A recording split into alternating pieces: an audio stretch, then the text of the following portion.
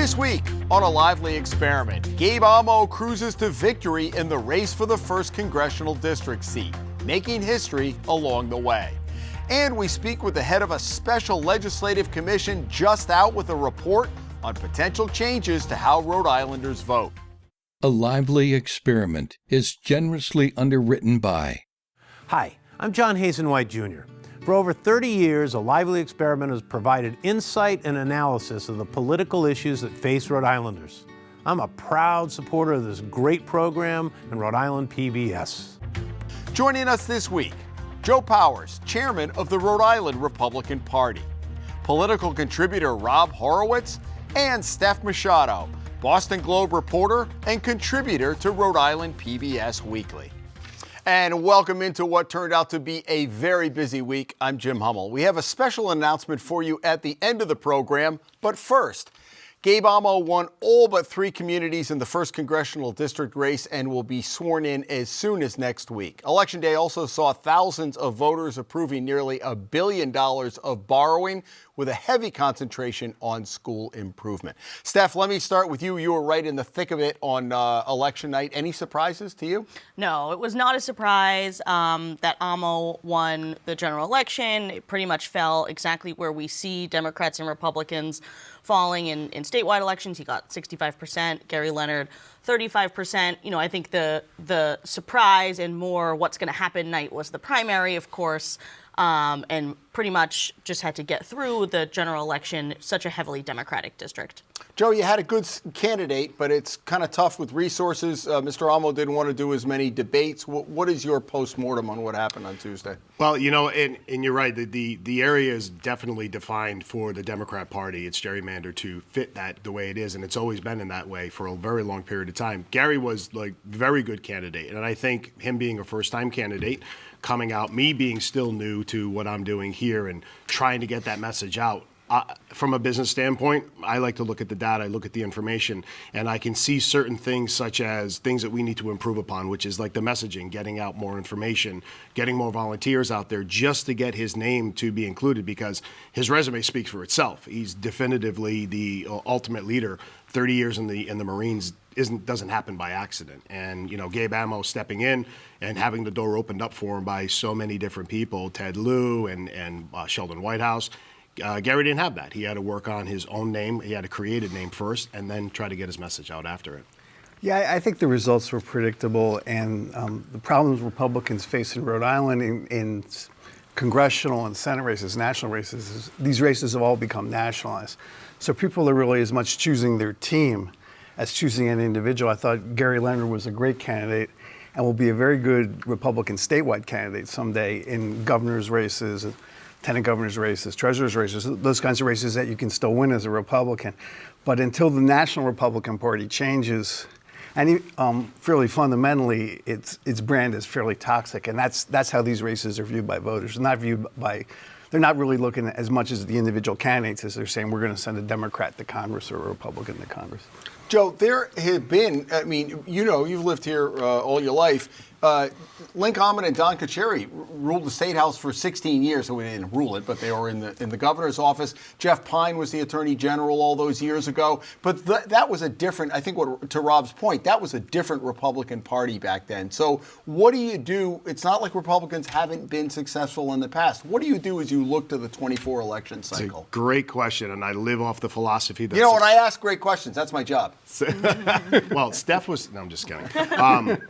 You know, success leaves clues, and I firmly believe in that. So what we do is, in my research, along with my team, is we go back and we take a look and see what it is that they did in order to actually try to repeat exactly what they did. It's a fail-safe in business, is if you do what the successful people do, chances are you're going to get the same results, if not better.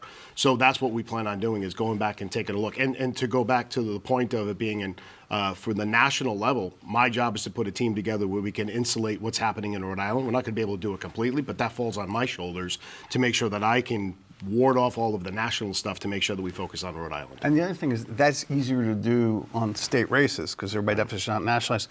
And not to this taking advice from a Democrat is a very bad idea, Joe. If you take a look at what Phil Scott in Vermont, take a look at what Charlie Baker did.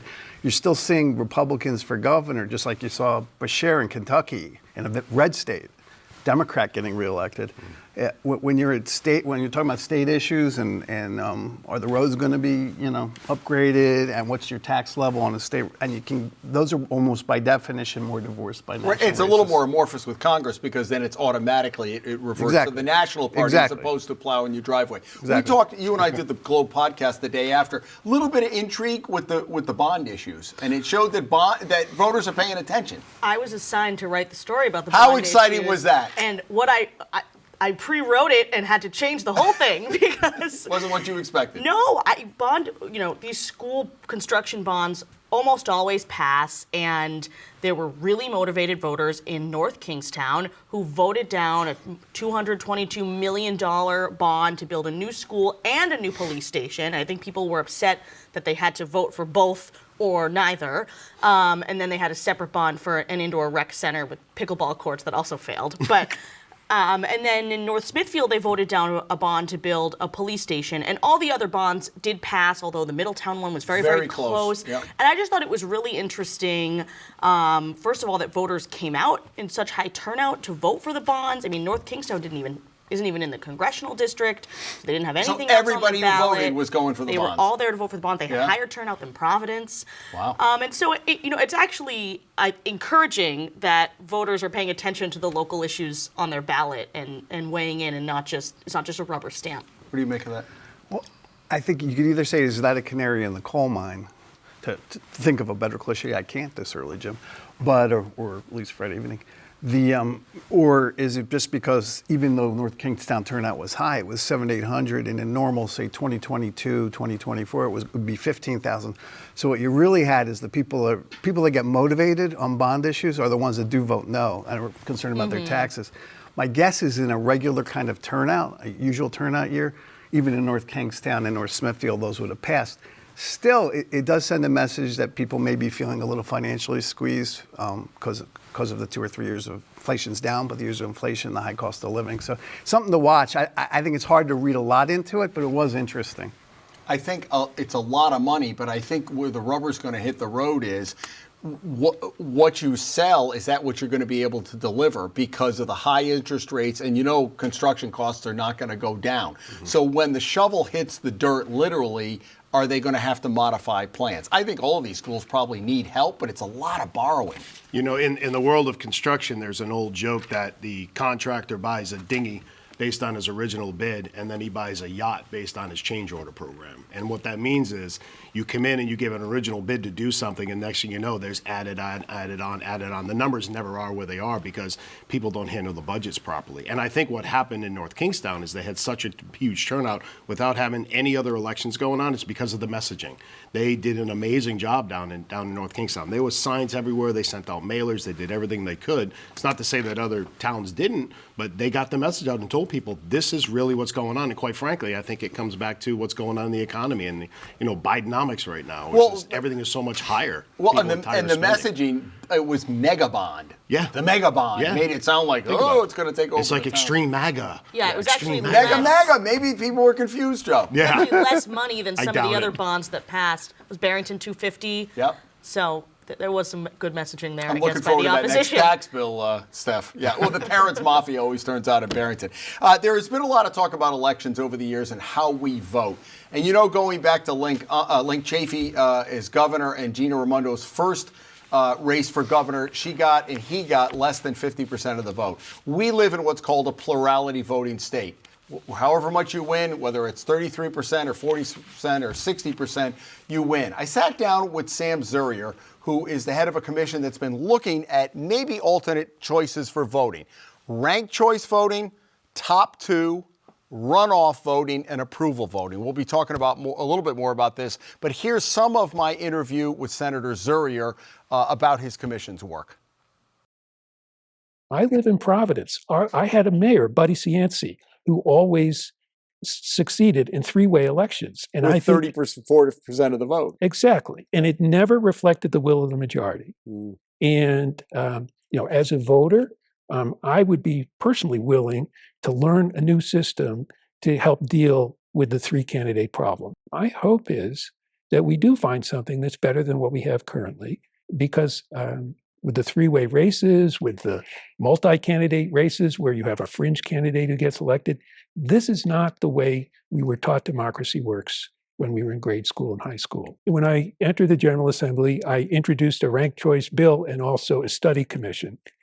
And it was clear that there'd be a lot of work needed before we could pass any legislation, but thankfully, leadership agreed to a study commission. At the end of your report and the recommendations, right off the top, you said, we want to try to increase voter turnout, particularly in the primaries. So yes, the primaries are a problem because right now,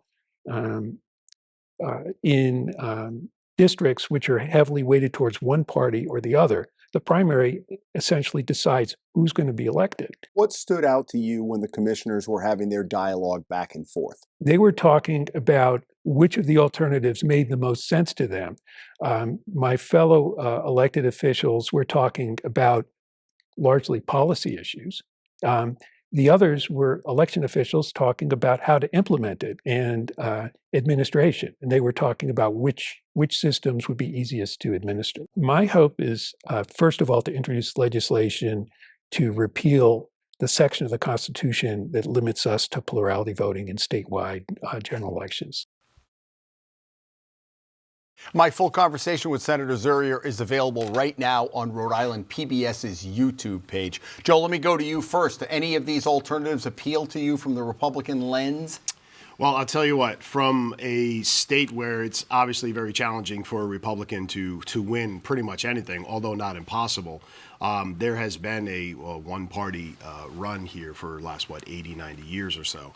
A ranked choice voting option would completely do away with any opportunities as far as a dual party system. It'll end up being not only confusing, it'll just be disruptive as far as what policy making. It's all going to fall on one party, and it's going to try to put everybody in one party line to actually follow along. I think personally there should be a 2, even 3 party at that point, but a 2 party right now is something we ought to work on. But I think it's a broader issue, is taking a look at it. It's so polarizing when it comes to politics, and people just talk about being a Democrat or Republican as compared to being a human being first and foremost. Do you think that local races, city council, town council, school committee should be nonpartisan? I do, actually, because there should be, what should happen inside of there is the focus has been taken off the wrong things. It has been put on who's going to gain the power, who's going to obtain the power, and who's going to run it, as compared to let's focus on the schools, let's focus on the children, let's focus on jobs, let's focus on the economy. And I think there definitely should be an option there. You know, look, and full disclosure, Senator Zurer is a political client of mine. But reading the report and listening to Sam, it reminded me of the old Winston Churchill quote, which is democracy is the worst form of government except for all the others. Every one of these things is going to be imperfect. And I think if reading between the lines, there's probably not a consensus for any. I'm attracted to ranked choice voting, but in primaries, I agree with you on the general election. In primaries, because one is it limits the negative because you want to get the second and third choices, and if you're attacking people, you don't get it. And you have to appeal to a broader cross-section of voters. I'd love to see it candidly in Republican primaries around the country. Maybe we would get, wouldn't have speakers like Michael Johnson, but that's a separate point. But any system is going to have its imperfections. Reading the report, it wasn't clear to me that there was a sufficiently compelling reason to pick any of these over the existing imperfection that we have. Yeah, I think, first of all, it's interesting to talk to Senator Zurier about this because he was elected with a plurality in a 4-way primary originally for his state Senate seat. And he didn't like that. He was well aware that it was not a mandate and that the majority of voters in his district picked one of the other candidates. Right. When I read the report, it seemed like the report was trying to convince me what was wrong with all 4 of the options. And I think it's a really interesting question. We talked about it in the CD1 race this year. We talked about it in Fall River when the former mayor Jazel Correa was recalled by a majority of voters and then reelected by a plurality of voters. Right. So more voters wanted him out of office than in, but he got to stay in. And so I'm curious what the commission will end up recommending.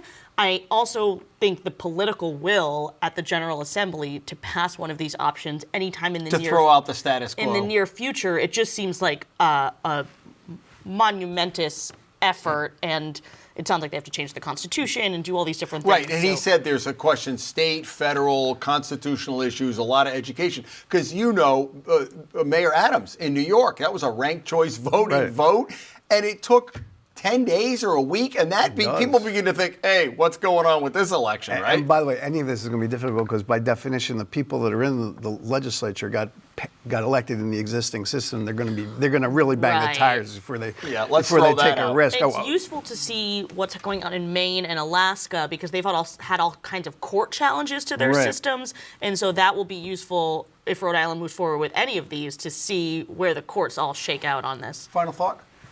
Yeah, I agree, and I don't think it's something that's going to work out. I mean, it's hard enough to get people to the polls the first time. To have them keep coming back and do it over and over and over again, I think it's just going to be even worse. And, to fall back on his point is, the whole democracy thing. It's one step away from socialism, which is why I love being in a constitutional republic, where you can find that right person to actually speak for everybody, as compared to everybody speaking at once. We're going to have you and Rob have that conversation off camera a little bit later. We won't, not for the rest. By the way, I could see the 30-second ad.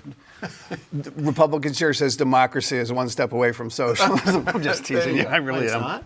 Yeah. Oh, wait a minute. We'll check on that. Wait, hold on. Late in the week, big news from the Blackstone Valley. Longtime Woonsocket Mayor Lisa Baldelli Hunt resigned abruptly. How abruptly? They had a new mayor sworn in by the end of the day. Steph, this took kind of everybody by surprise, but maybe not so much. Yeah, and kudos to my former colleague at Channel 12, Eli Sherman, who published the investigation about this questionable land deal that was going to be investigated by the city council before she resigned. She says she's resigning for health reasons. She's been a very controversial figure for years now. She was removed from office last year and then got back in. So I was totally shocked yesterday when it happened. But I guess it's that it happened, or how it all unfolded. How it all unfolded. That it happened on that particular day, because she's a person who has previously fought to stay in her position. Right. So I assumed we would see the same thing this time around with whatever the city council was going to turn up in their investigation. Yeah, but Mayor Baldelli Hunt takes no prisoners. Right. I mean, and she's done an effective job up there. And the U of I's going after her, but not having any replacement just shows how much they hate her, the council, because they had no plan.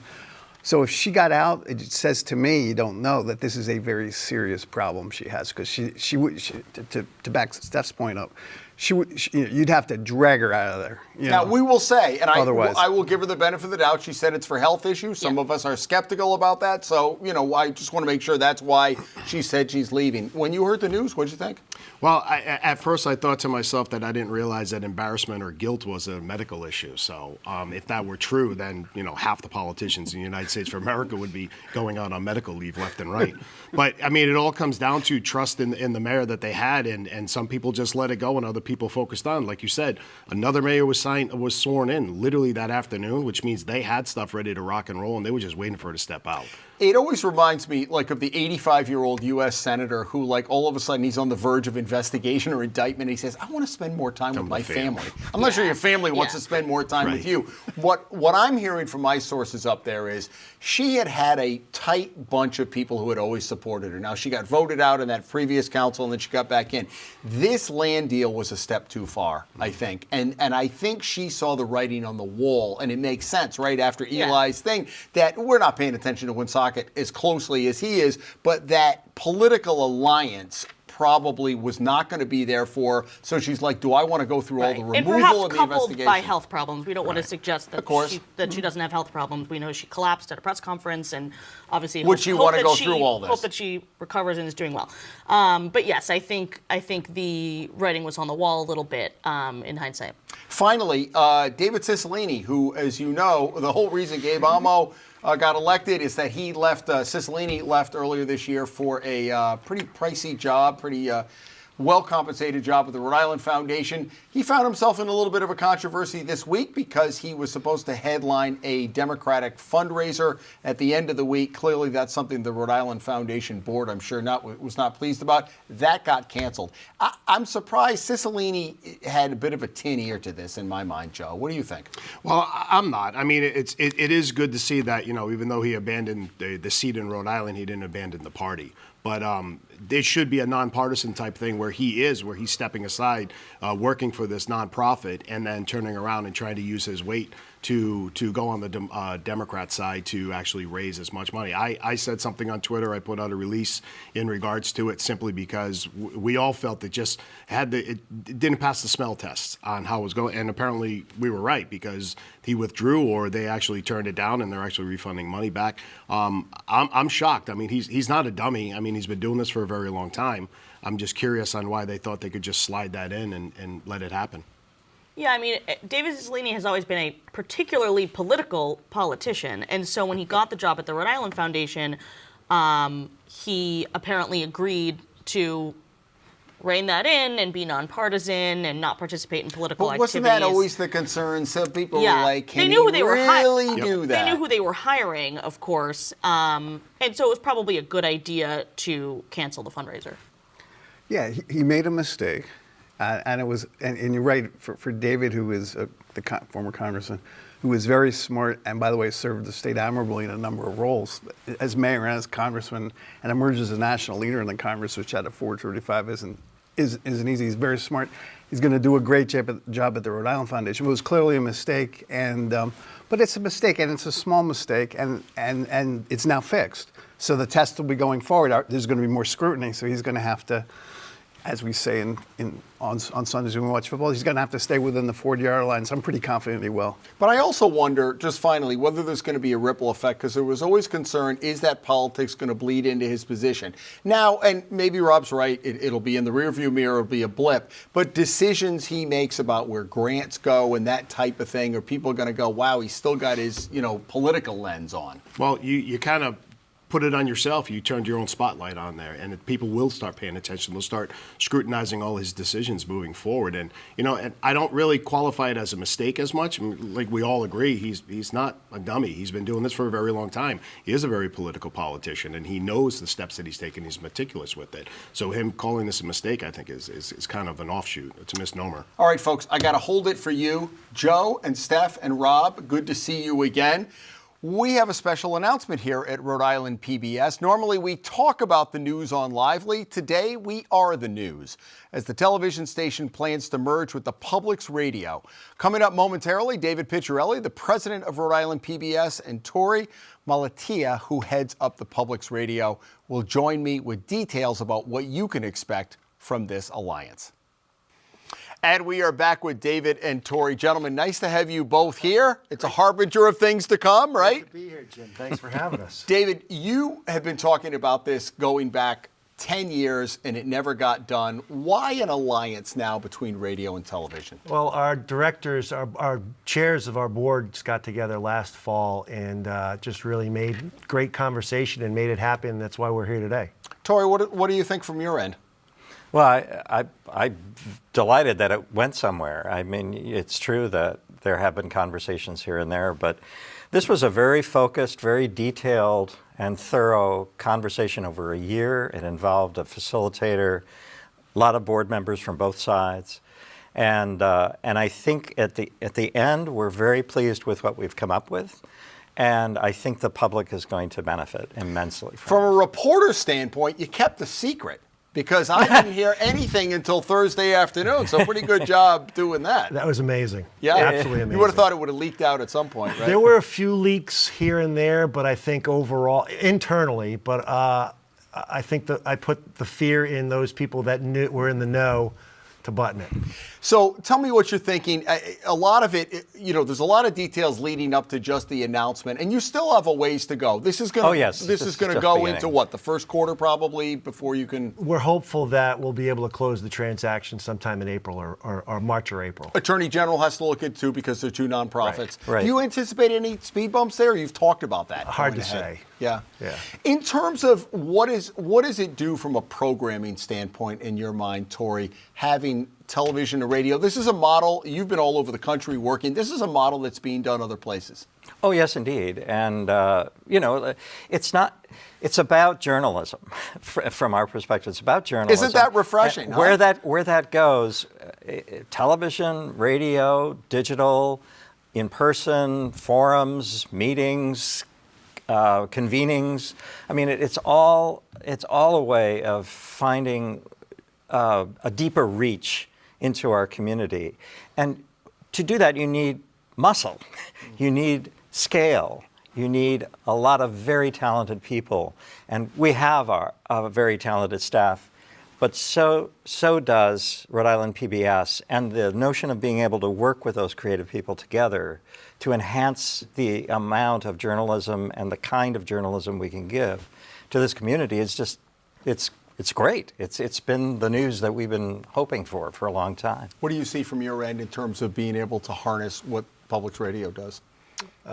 Just a way to distribute content on multi-platforms where our audiences are and when they want to have it. So it's just being more Correct. accessible with all of our messaging and all of our content that we have for the community. I think those of us of our age and our generation, we're doing stuff now that we didn't even know would exist, the internet and digital platforms and all that. I know PBS has invested an awful lot in new programming going toward digital. Talk about where you see that going in the next months and years. I think it's probably more years, Jim, than it is months. I mean, we're at capacity now for content creation. So as we complete this transaction and as we go through a strategic planning process, we'll come up with a new direction for the combined organization, and that'll dictate what kind of content gets created. Did you look at other models? I mean, all you have to do is go 50 miles up the road. WGBH does it with TV and radio. Mm-hmm. Is it like there's nothing new, you can't really reinvent the wheel, or are there other places in the country where this is working, where you said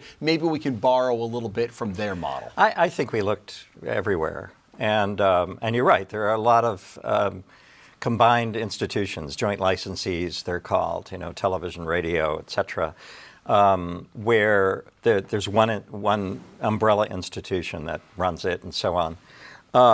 What I think we're thinking about is that we've had time, both of us as institutions, to form our character by the work we've done. And now coming together is an opportunity to actually see what kind of electricity comes from that, as opposed to just the roof over both sides. And that, I think, is where we will, I think, extend public service in ways that every single viewer, listener, internet user, all of the people who use our content will see a huge difference. Just last 30 seconds, what's going to be the same for viewers and listeners, and what's going to be different in your mind? Everything is going to stay the same in the near term. In the long term, there'll just be more of the great stuff that we produce now. That's great. Well, congratulations to both of you. Thank we look you, Jim. to hear a lot more about this. Folks, we appreciate your loyalty to this show. If you don't catch us Friday at 7 and Sunday at noon, you can catch us all over social media, Facebook, Twitter, and we archive all of our shows at ripbs.org/lively. You can learn a lot more about this merger on our website. We hope you have a great week and come back here next week as the Lively experiment continues.